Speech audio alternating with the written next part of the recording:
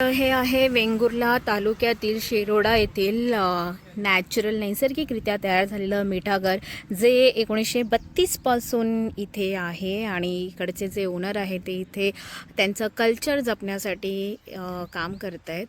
आणि हे नैसर्गिकरित्या तयार झालेलं, म्हणजे जेव्हा समुद्राचं पाणी इथे येतं बॅकवॉटर, आणि त्यानुसार तयार झालेलं आहे पूर्वीच्या काळी. आता तर पाईप लावून वगैरे पाणी आणलं जातं, पण पहिल्याच्या काळी नॅचरल असं पाणी यायचं.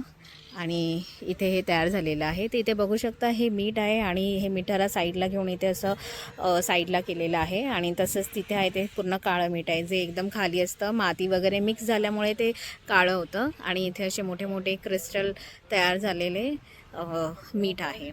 आणि हे लोक काम करतात एवढ्या भर उन्हात. आणि तिथे हे मीठ इथे आणून ठेवलेलं आहे. नैसर्गिक मिठागर आहे. आणि हे असं तुम्ही बघू शकता, मीठ साईडला साचून ठेवलेलं आहे आणि जाडं मीठ आहे. आत्ता आपण इथे आतमध्ये जाण्याची प्रक्रिया कशी होते ती पाहूयात. तर इथे हे सगळं मीठ जमलेलं आहे पाण्यावरती, हे बघा. आणि आता तिथे ते एकत्र करतायत.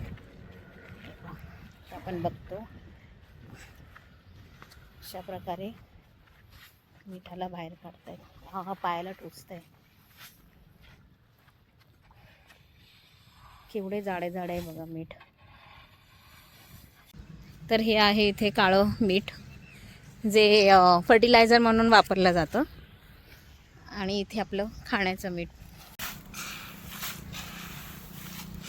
तर इथे मीठ भरलं जातं आहे. एक टोपली 200 रुपये.